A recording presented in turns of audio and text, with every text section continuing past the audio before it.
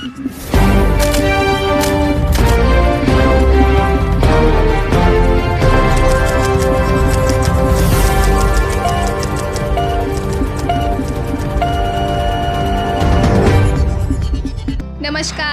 आप देख रहे हैं धौलपुर जिले का आपका अपना चैनल चंबल न्यूज।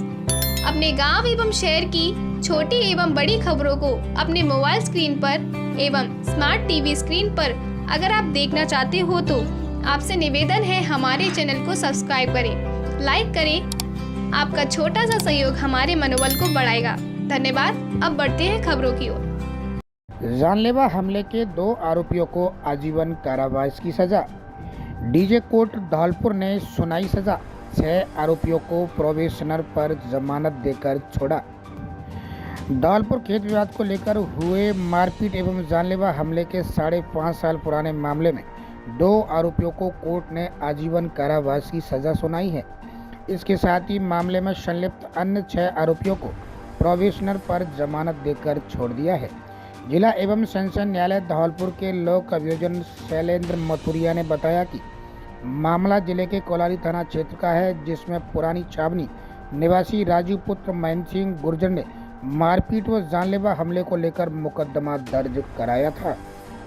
कोलारी थाने में दर्ज मुकदमे में परिवादी राजू गुर्जर ने बताया कि 7 जुलाई 2020 को उसका भांजा हरिओम बलदाऊ सुनील निवासी झारपुरा अपने खेतों पर काम कर रहे थे। तभी सोने का पुरा निवासी दाताराम बनवारी कैलासी, थान सिंह बेनीराम भीकम, पूरन और लल्लूराम कुशवा एक राय होकर हाथों में लाठी फरसा बल्लम कट्टे लेकर आए, जिन्होंने मारपीट की। उसी दिन शाम करीब 6 बजे उनका रिश्तेदार कृष्णा जब अपने घर लौट रहा था तो पूरन और लल्लूराम ने लाठी मारी एवं जान से मारने की नीयत से कट्टे से फायर किया, जिसके छर्रे कृष्णा के सिर में जाकर लगे और वो घायल हो गया, जिसका जयपुर में इलाज चला। लोक अभियोजन मथुरिया ने बताया कि इसी प्रकरण में जिला एवं सेशन न्यायाधीश संजीव मांगे ने सुनवाई करते हुए दोषी सिद्ध होने पर आरोपी पूरन पुत्र कैलाशी कुशवा और लल्लूराम पुत्र हरिचंद कुशवा निवासी सोनेकापुरा कोलारी को आईपीसी की धारा 307 के तहत आजीवन कारावास की सजा सुनाई है, जबकि इसी प्रकरण में अन्य आरोपियों दाताराम बनवारी कैलाशी, थान सिंह बेनीराम और भीकम सिंह को प्रोबेशनर पर जमानत देकर छोड़ दिया है। ये मामला है 307 का मामला है। ये दिनांक 7/7/2020 को सुबह 11 बजे की बात है। तो परवादी है राजू, इसने पुरानी छावनी का, इसने अपना खेत आध बटाई पे दे रखा था। तो हरिओम बलदाऊ सुनील वगैरह खेतों में काम कर रहे थे, कृष्णा वगैरह। तो वहाँ पर ये मूल्यवान सभी आए, दाताराम बनवारी कैलाशी, थान सिंह बेनीराम भीकम, पूरन और लल्लूराम। इनके हाथों में लाठी डंडे फरसे थे, इनके साथ मारपीट की और फिर ये झगड़ा समाप्त हो गया, ये चले गए। इसमें FIR कराई। तो उसी दिन शाम को 6 बजे कृष्णा अपने घर के लिए जा रहा था, तो पूरन और लल्लूराम इसको घात लगा के बैठे थे। उन्होंने हमला कर दिया इसके ऊपर।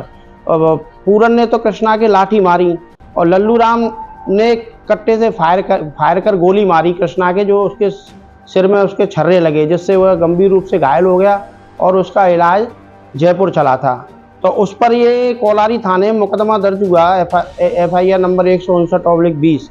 फिर न्यायालय श्रीमान डीजे साहब के यहाँ इसका विचारण हुआ। तो उस विचारण में न्यायालय श्रीमान डीजे साहब ने पूरन और लल्लूराम को 307 का दोषी मानते हुए आजीवन कारावास की सजा सुनाई है और बाकी 6 मुलजिमों को प्रोबेशन पर जमानत का लाभ देकर छोड़ दिया है। राजस्थान रोडवेज के बस स्टैंड धौलपुर पर मैं आपको बता दूं कि कल से रीट की परीक्षाएं शुरू होने वाली हैं और जो कि विद्यार्थी हैं वो बस स्टैंड पर, मैं एक बार कैमरामैन से कहूँगा कि चारों तरफ अपनी एक बार कैमरा घुमाएं और लोगों को दिखाएं कि यहाँ पर कितने लोग उपस्थित हैं। मैं एक चीज़ बताना चाहूँगा कि धौलपुर राजस्थान रोडवेज का जो बस स्टैंड है, धौलपुर राजस्थान रोडवेज, मैं कैमरामैन से कहूँगा मेरी तरफ एक बार दिखाएं और मैं यहाँ की जो परिस्थिति है उससे अवगत कराने की कोशिश करूँगा। कल रीट का जो पेपर है, सुबह की मॉर्निंग की शिफ्ट में बच्चों को जयपुर तक पहुँचना है। अब इनका दर्द है वो मैं आपको बता दूं। लोगों का कहना ये है, अभी वीडियो के माध्यम से इन्होंने एक बात बोली थी और मैं दोबारा से उस बात को रिपीट कराना चाहूँगा। लोगों का कहना ये है कि प्रशासन जो कि यहाँ के जिम्मेदार लोग हैं उनके माध्यम से कोई भी बस की व्यवस्था जो की गई है वो हमारे लिए पर्याप्त नहीं है। स्थिति क्या है, बस खड़ी है, बस में कितना टाइम हो गया, क्या परेशानी है, वो खुद यहाँ से जो पेपर देने के लिए स्टूडेंट जयपुर के लिए जा रहा है वो बताएगा। एक बार मैं कहूँगा एक बार पास आए और बताएं। हाँ भैया बताओ क्या नाम है आपका? थोड़ा सा पास लाओ। आप बताओ क्या परेशानी है? 1 घंटा हो गया बस रवाना नहीं हो रही जयपुर के लिए। कितने बजे पेपर है आपका? 8 बजे से एंट्री है। आप कितनी देर के बैठे हो? 1 घंटा हो गया। क्या कहना चाहते हो? प्रशासन लापरवाही कर रहा है और क्या है। जैसा कि आपने सुना यहाँ पर स्टूडेंट का साफ कहना है। मैं कई लोगों से बात करवाने की कोशिश करूँगा कि प्रशासन लापरवाह है, ये इनका कहना है।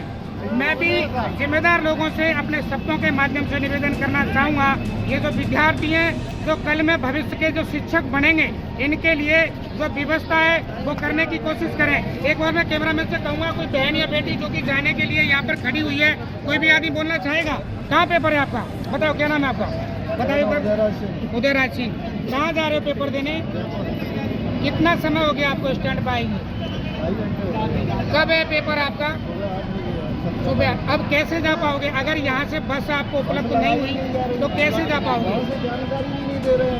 जानकारी भी नहीं दे रहे हैं। देखो मैं आपको बता दूं, स्टूडेंट का कहना ये है कि पूछताछ कार्यालय पर जानकारी नहीं दे पा रहे हैं और यहाँ पर लोग लगभग 2 से ढाई घंटे से खड़े हुए हैं। बसों की कोई भी व्यवस्था यहाँ पर नहीं है, ऐसा स्टूडेंटों का कहना है। मैं एक बार चीज़ और बता दूं, मैं कोशिश करूंगा। एक बार कैमरामैन से कहूँगा, यहाँ पर कुछ विद्यार्थी और बात करना चाहते हैं। बताइए क्या नाम है आपका? बताओ क्या परेशानी? 10 बजे में आए हैं तो बस 10 बजे के आए। बस में कितनी देर के बैठे? बस क्यों नहीं जा रही? पूछो आपको। कोई कुछ नहीं बता। देखो मैं आपको बता दूं, यहाँ पर कहना ये है कि बस के बारे में इन्होंने जानकारी करने की कोशिश करी तो कोई भी आदमी यहाँ पर मुस्तैद आदमी नहीं है क्योंकि इसकी मुख्य परेशानी को बता सके। आप यहाँ पर देख सकते हैं। एक और मैं कैमरामैन से कहूँगा कि चारों तरफ कैमरा को घुमा के दिखाए और बताए कि यहाँ पर कितने स्टूडेंट मौजूद हैं। एक बार मैं कहूँगा प्रॉपर तरीके से दिखाए, थोड़ा सा ऊपर करके दिखाएं कितने लोग यहाँ पर मौजूद हैं जिनको जयपुर जाना है पेपर देने के लिए या अन्य जगह जाना है। एक बार मेरी तरफ दिखाएं, मैं थोड़ा सा कुछ कहना चाहूँगा। एक बार मेरी तरफ दिखाएं। अब मैं एक चीज़ और बता दूं कि यहाँ पर जो जिम्मेदार लोग हैं, क्या उनकी नैतिक जिम्मेदारी नहीं बनती कि इन बच्चों को संतुष्ट करें? अगर संतुष्ट नहीं कर पा रहे तो इनको कोई सुगम ऐसा रास्ता बताएं कि जिस रास्ते से गुजर के, जिस साधन के चलते ये जयपुर पहुँच सके, या फिर इनके लिए कोई सुगम ऐसी व्यवस्था करें कि ये जो कल के आने वाले भविष्य के शिक्षक कल पेपर देने के लिए समय से जयपुर पहुंच जाएं। चंबल न्यूज के लिए उपेंद्र दीक्षित की रिपोर्ट। मैं आपको बताना चाहूँगा कि बच्चों का कहना ये है कि पूछताछ जो कार्यालय है यहाँ पर, वहाँ से भी उनको प्रॉपर जानकारी नहीं दी जा रही है। जो पूछताछ कार्यालय है वहाँ पर जाके मैं बात करवाने की कोशिश करूँगा कि पूछताछ कार्यालय में कौन बैठा है और प्रॉपर जानकारी। बच्चों का कहना ये है मैडम कि जहाँ पर पूछताछ कार्यालय पर आप बच्चों को प्रॉपर जानकारी नहीं दे पा रहे हो, ऐसा सच है?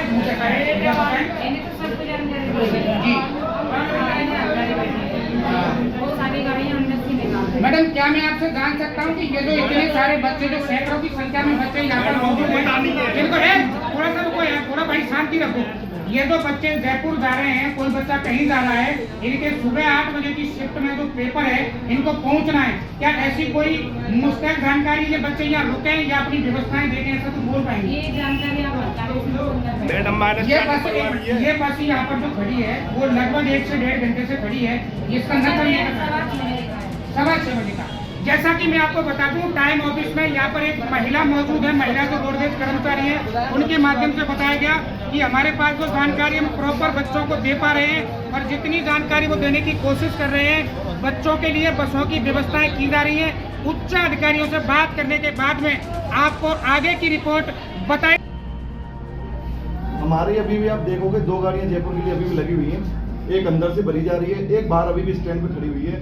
बाकी सुबह से लेकर जो दिल्ली मार्ग की गाड़ी थी, हरिद्वार मार्ग की गाड़ी थी, आगरा फरुखाबाद मार्ग की गाड़ी थी, करौली कैलादेवी मार्ग की गाड़ी थी, सारी गाड़ी हमने तोड़कर जयपुर के लिए रवाना कर दी गई हैं। जितने भी बच्चे हैं उनको पूरी तरह से हम जयपुर के लिए पहुंचा रहे हैं, और बाकी और भी जितने बच्चे होंगे उनको सबको हम उनके परीक्षा केंद्र तक पहुंचाएंगे। स्टैंड पर उपस्थित स्टूडेंटों में ऐसी भावना है कि बसों की व्यवस्था नहीं हुई तो हम पेपर देने से वंचित रह जाएंगे। नहीं, सबके लिए बसों की व्यवस्था होगी। अभी हमारे पास 2-3 बसें एक्स्ट्रा में पड़ी हुई हैं, उनको हमने तोड़ के वहीं के लिए रवाना कर देंगे जयपुर के लिए। लेकिन एक बार में हम एक साथ नहीं निकाल सकते, क्योंकि बच्चे रात में भी आएंगे, रात्रि वालों को भी हम एक साथ ही निकालेंगे। 2 बसें आप भी देख सकते हो बस स्टैंड में अभी भी जयपुर के लिए भरी पड़ी हैं। आपका नाम? Adarsh Mudgal, traffic inspector Rajasthan road Jaunpur Agra. बहुत मंगल आशीर्वाद। आप देख रहे हैं अभी सौरीपुर आगरा और उडी मोड़ के हाईवे पर 40 किलोमीटर के एरिया में बीहड़ जंगल होने के कारण वहाँ दिगंबर जैन संत की रुकने की, आहार की, आवास की व्यवस्थाएं नहीं हो पाती थी। उस चीज़ों को हमने ध्यान में रखा, क्योंकि अब तक हमने 185 संत भवन, स्कूल, कॉलेज, हॉस्पिटल, मंदिर, जीर्णोद्धार आदि कार्यक्रम करा दिए। तो हमने सोचा क्यों ना यहाँ भी एक छोटी सी ज़मीन ट्रस्ट से लेकर के यहाँ पर संत भवन का निर्माण कराएं, जिससे साधुओं को सुगमता से वहाँ जाकर ध्यान करने का एक अवसर मिले। तो उसी को ध्यान में रखते हुए 4 बीघा ज़मीन अभी ले ली गई है। इसमें 15 मार्च को 2026 दिन रविवार को सुबह 9 बजे भूमि पूजन का कार्यक्रम रखा है, जिसमें हमारे उत्तर प्रदेश के माननीय मुख्यमंत्री योगी आदित्यनाथ जी वहाँ पधारेंगे, ऐसे संभावित है। और वहीं पर उसी के पास में एक खेत में हमारे 1800 वर्ष प्राचीन भगवान आदिनाथ की प्रतिमा भी निकली है, तो वो प्रतिमा का स्थान भी बन जाएगा। साथ ही 12 चीज़ों का वहाँ एक साथ भूमि पूजन होगा। स्कूल, कॉलेज, आश्रम, वृद्धाश्रम, आश्रय भवन, संत भवन, त्यागी भवन, भोजनशाला, आहारशाला, मानस्तंभ, वेदी और मंदिर का भूमि पूजन, ये सारे कार्यक्रम एक साथ 15 मार्च को होंगे। 10 करोड़ रुपए की लागत से करीब उसका निर्माण होगा, जो कि 1.5 साल में 2 साल में पूर्ण हो जाएगा। और इस स्थल पर यहाँ का पानी बहुत अमृत कुंड की तरह है। आरओ और बिस्लरी भी उसके सामने फेल है। 50 फुट में पानी निकल गया, और वो पानी भी अगर 1 महीना कोई पी लेता है, वहाँ के लोगों का ये कहना है, गाँव के ग्रामीण क्षेत्र का, कि वहाँ का पानी इतना मीठा है कि 1 महीने कोई पी ले तो उसके पेट संबंधित सारी बीमारियाँ ठीक हो जाती हैं। और मानव सेवा के लिए कार्य यहाँ पर हो रहा है। हर महीने कैंपेन लगेगा, मेडिकल कैंप, फ्री में औषधालय बनेगा, फ्री में लोगों के लिए गुरुकुल पढ़ाई लिखाई होगी, वृद्धों के लिए सेवा होगी। 100 से ज़्यादा त्यागियों के लिए रुकने की व्यवस्थाएं वहाँ बना रही है, जो अपने घर से व्रत नियम संयम पालन नहीं कर पाते हैं। आजकल मॉडर्न ज़माना है, हर कोई शुद्धि का व्यवस्था नहीं बन पाती, मंदिर दूर है, चलना पड़ता है, भागना पड़ता है, एक्सीडेंट हो रहे हैं, बीमारियाँ लग रही हैं। उन सब के लिए सुगम नेचुरल थेरेपी से वहाँ पर इलाज हो, व्यवस्थाएँ हो, उनके लिए, उनके धर्म ध्यान के लिए साधना बने। बहुत सुंदर जगह है, इसीलिए उसका चयन हुआ है। और 185 अब तक हो चुके हैं प्रोजेक्ट हमारे, पूरे 186 नंबर का है। अगर 186 को जोड़ो तो 15 का अंक आता है, इसलिए 15 मार्च का दिन रखा गया है। और वहाँ पर मूलनायक विश्व की सबसे बड़ी प्रतिमा मल्लीनाथ भगवान की विराजमान हो रही है, जो कि 19.25 फुट की है, क्योंकि 19वें भगवान हमारे मल्लीनाथ है। और हमारी जब दीक्षा सोनागिर के क्षेत्र पर हुई थी, तब वहाँ पर मल्लीनाथ भगवान का मोक्ष कल्याण पड़ा था, इसी के कारण वो सहयोग वहाँ पर जुड़ा गया है। धौलपुर के लिए सौगात मिलने वाली आने वाले समय में? अभी तो हम यहाँ से लखनऊ की ओर जाएंगे। लखनऊ से सम्मेद शिखर, जब वहाँ से वापसी आएंगे और समाज हमसे निवेदन करेगा, आग्रह करेगा, और जहाँ हम चतुर्मास कर लेते हैं, तो जब हमारा जन्मदिन पड़ता है 12 अगस्त को, तो एक स्कूल की सौगात देते हैं, कोशिश रहती है। और जब फरवरी में दीक्षा जयंती उपाध्याय पदारोहण पड़ता है, तो एक हॉस्पिटल देने का प्रयास करते हैं। तो हमने ये सोचा अपने जीवन के 25-30 साल जो भी बचे हुए हैं, उसमें 25 से 50 हॉस्पिटल, स्कूल तो समाज कल्याण के लिए देना चाहिए। अभी आगरा में थे तो वहाँ पर VSPS भैसन सागर पब्लिक स्कूल की स्थापना की। करहल में चतुर्मास किया तो अहिंसा औषधालय स्थापित किया। हम भिंड में चतुर्मास करके आए तो विराग विद्यापीठ का पुनः निर्माण करके उसको वापस स्कूल बनवाया। बरासों में थे तो बरासों पूरा तीर्थ महातीर्थ बनाकर डेवलपमेंट किया। अभी डबरा में थे तो 3 संत भवन, 2 मंदिरों का जीर्णोद्धार कराया। भोपाल में तो मुनिराज भैसन सागर भोजनशाला चालू करवा के आए। 70 रुपये में पेट भर भोजन मिलने लगा। 500,000 व्यक्ति जैन अजैन सब भोजन करने लगे। और ऐसे ही हम कार्य कर रहे हैं, जहाँ जहाँ हमें सफलता मिलती है लोग जुड़ जाते हैं। अगर धौलपुर की किस्मत दाना पानी, क्योंकि साधु है रमता जोगी बहता पानी, उसके भाग्य में दाना पानी यहाँ का लिखा होगा तो कोई नहीं भी बोलेगा तो हम आकर अपने आप बैठ जाएंगे, और नहीं लिखा होगा तो 1000 बार जाओगे आ नहीं पाएंगे। अब इंतजार करिए, सम्मेद शिखर की यात्रा होने के बाद हो सकता है धौलपुर का भी तस्वीर और तकदीर दोनों बदल के दे देंगे। राजाखेड़ा में विद्युत विभाग ने बकाया राशि पर ग्रामीण क्षेत्रों से उतारे ट्रांसफार्मर। धौलपुर जिले के राजाखेड़ा में संभागीय आयुक्त मुख्य अभियंता बीके अग्रवाल और अधीक्षण अभियंता राजेश कुमार के आदेशानुसार धौलपुर अधिशासी अभियंता विवेक शर्मा के निर्देशन में सहायक अभियंता आनंद तिवारी और उनकी टीम ने दिनांक 16 जनवरी 2026 को भारी बकाया राशि वाले गांव दगरा से 10 ट्रांसफार्मर करीब 41 लाख की बकाया राशि पर और गांव डिडवार में 5 ट्रांसफार्मर करीब 24 लाख बकाया राशि पर उतारकर स्टोर कार्यालय में जमा किए गए हैं। करीब 130 विद्युत कनेक्शन डीसी किए गए। सहायक अभियंता आनंद तिवारी ने लोगों से अपील की कि वे अपना बिल समय से जमा करें, विद्युत लाइन से छेड़छाड़ न करें। आपकी लापरवाही आपको जान की दुश्मन भी हो सकती है। लोगों को बकाया बिल जमा करने के लिए प्रेरित किया। कार्रवाई टीम में कनिष्ठ अभियंता मयंक मिश्रा, कनिष्ठ अभियंता विशाल जायसवाल और कनिष्ठ अभियंता रणवीर सिंह मूड के साथ वरिष्ठ टेक्नीशियन अवधेश शर्मा, लाइनमैन राजूलाल, राजवीर सिंह, वीरेंद्र सिंह, लक्ष्मण सिंह, अकील खान, यूनिस खान, शमशेर खान, बालकिशन के अलावा अन्य तकनीकी कर्मचारी और पुलिस जाब्ता साथ रहा। राजाखेड़ा से पंडित बुद्ध सिंह उदेनिया की रिपोर्ट।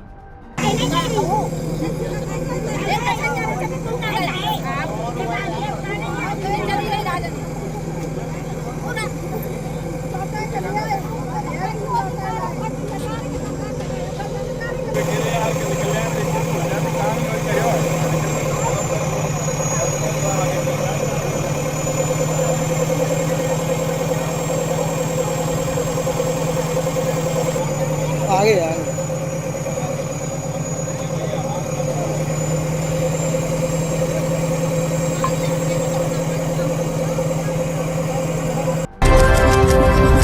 राजाखेड़ा कस्बा में ओवरलोड ट्रैक्टरों से बन जाते हैं जाम के हालात, प्रशासन बेखबर। धौलपुर जिले के उपखंड राजाखेड़ा के अंदर ओवरलोड वाहनों के कारण जाम की स्थिति पैदा हो जाती है। राजाखेड़ा में पुलिस चौकी के आगे से प्राइवेट बस स्टैंड से लेकर बाईपास रोड पर भरी हुई ओवरलोड वाहन आने के कारण जाम की स्थिति पैदा हो जाती है। जहां वाहन तो क्या, 2 पहिया वाहन व पैदल निकलने वाले महिला, पुरुष एवं बच्चों का निकलना दुश्वार हो जाता है, जिससे अनहोनी की घटना की अंदेशा भी बना रहता है। क्या दिन में इन ओवरलोड वाहनों पर अंकुश लगाया जा सकता है? यदि यही हालात रहे तो ऐसी जगह कहीं भी कभी भी अनहोनी होने की आशंका ज़्यादा हो जाती है। इसलिए ओवरलोड वाहनों पर अंकुश लगाना अति आवश्यक है। क्या प्रशासन इस ओर ध्यान देगा? राजाखेड़ा से पंडित बुद्ध सिंह उदेनिया की रिपोर्ट।